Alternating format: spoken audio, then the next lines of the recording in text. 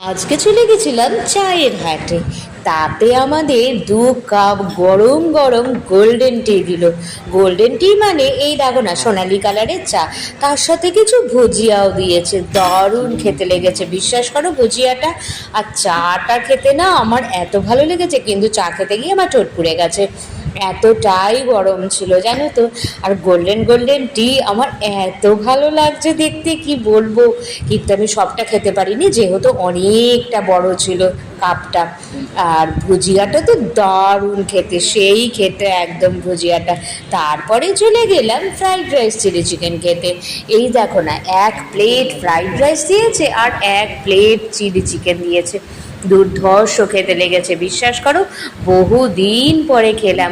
দুপুরবেলা খিচুড়ি খাওয়ার পরে ফ্রাইড রাইস চিলি চিকেনটা যেন একেবারে অমৃত। আর এত ভালো লেগেছে, তার সাথে স্যালাডও দিয়েছে আমাদের। স্যালাডের মধ্যে ছিল শসা আর পেঁয়াজ।